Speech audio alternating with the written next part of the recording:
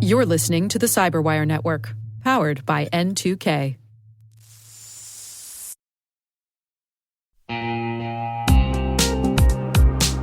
Hey everybody, Dave here. I've talked about Delete Me before, and I'm still using it because it still works.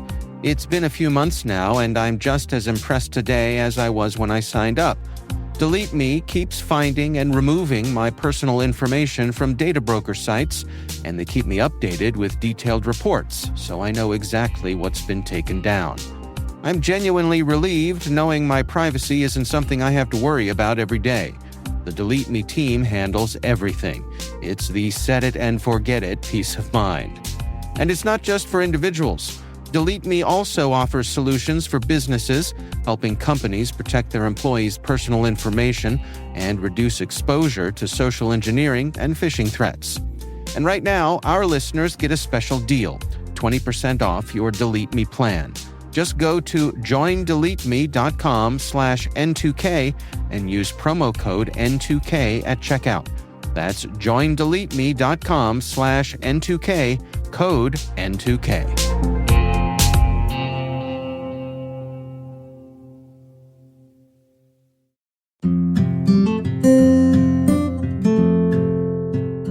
Hi, my name is Ell Marquez, and I am the Linux and security advocate at Intezer.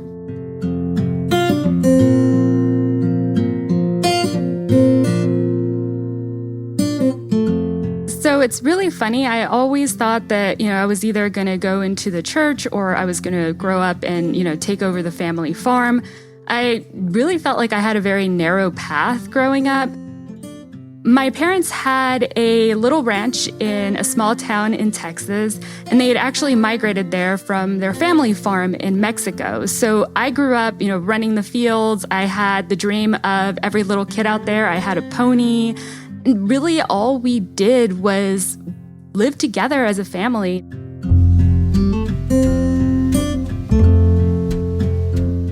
I have a bit of a different start than most people. I really just needed a life change due to a bunch of circumstances that had occurred that had left me almost homeless. And I found out about a program that was teaching Linux. It was a 6-week Linux boot camp. I didn't even own a computer at the time, so I was having to, boot off of a USB at the library. This day and age, I'm really lucky they let me do that. I just fell in love with how much you could customize Linux and all the different things that you could do. That website that I'd, dreamed about, I could host it on that one machine. Like I said, it was really just the rabbit hole that I wanted to follow.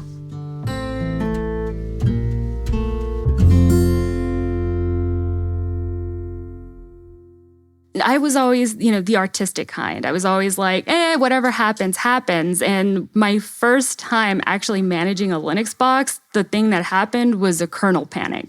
So that taught me really quickly that I needed to be more careful and just learn to think a different way.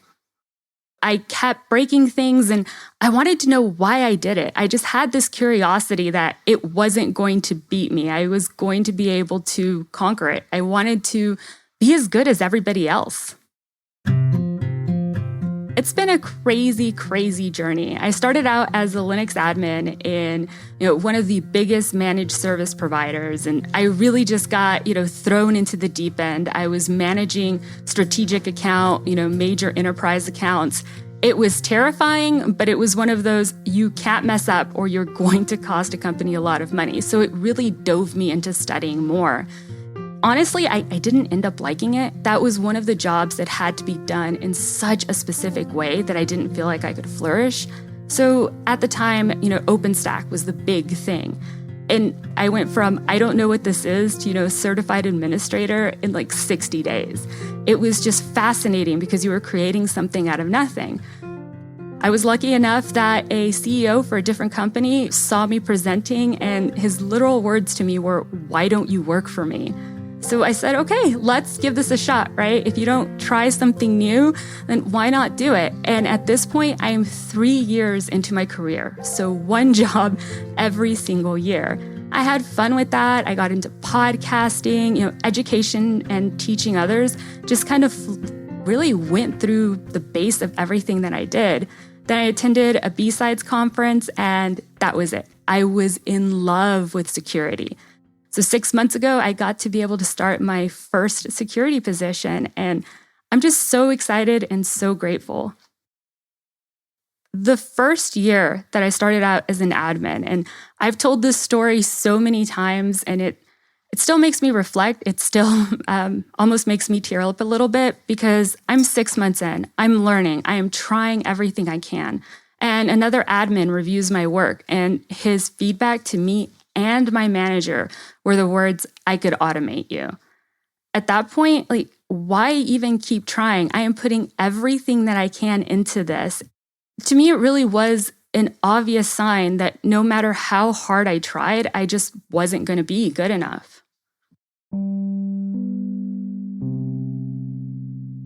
At the time, I was working very closely with another one of my teammates, and he literally just said, "Okay, that's one person's opinion, and you have the choice of whether you're going to let them control your career or you're going to do this because you enjoy it and because you want to be better and you want to grow for yourself." And that really just spoke to me.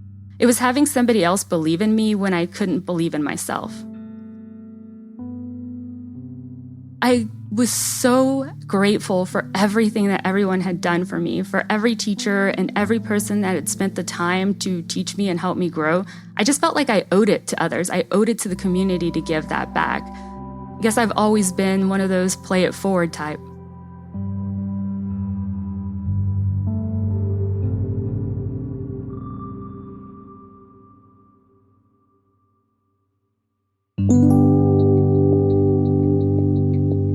Recently, I started this whole concept, and I guess I want to call it a campaign called It's Okay to Be New. And that's the first thing that we really need to learn, is that no matter how long you've been in the industry, you need to be new. Technology changes so quickly. So if you're not new at something, you're stagnant, and why bother?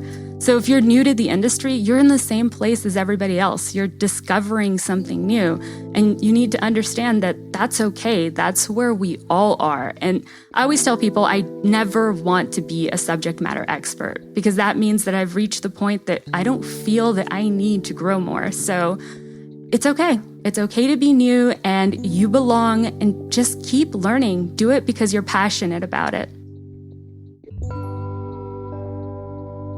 If I had one final piece of advice to everybody, is just be unapologetically yourself. That's how you're going to stand out, and that's how you're going to enjoy this journey. I've been blessed to work for a company that's just really open to my ideas. And what I'd like to do is get some more hands-on experience. I'm delving into DFIR. From there, they're going to let me, really transition into the research team. I don't know what the end goal is, because I think it's going to change every time I see something new that I want to chase. One of the biggest issues that I have when we talk about diversity, specifically for myself, I keep hearing that I am from a lower socioeconomic status, that's a hindrance to who I am and how I'm going to progress. The fact that we didn't grow up middle class or higher is going to impact my journey, and I don't think so. I think it's an advantage. I grew up playing with sticks and pretending that they were dolls and always just having imagination. And we taught a grain of salt to think. That's how we got into the industry that we got computers. That's exactly what I grew up with. And we need to stop looking at diversity like it's something that hinders people. We need to stop coddling the concept. We just need to give people a chance to grow. Don't talk to me about being a woman or being Hispanic. Sit down and teach me something. That's how we're going to change this industry.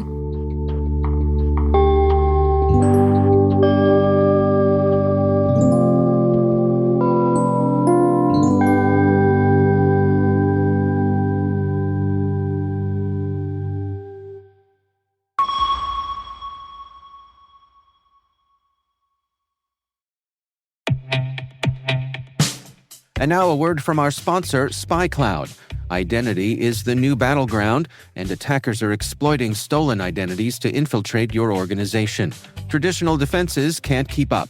SpyCloud's holistic identity threat protection helps security teams uncover and automatically remediate hidden exposures across your users, from breaches, malware, and phishing to neutralize identity-based threats like account takeover, fraud, and ransomware. Don't let invisible threats compromise your business. Get your free corporate darknet exposure report at spycloud.com/cyberwire and see what attackers already know. That's spycloud.com/cyberwire.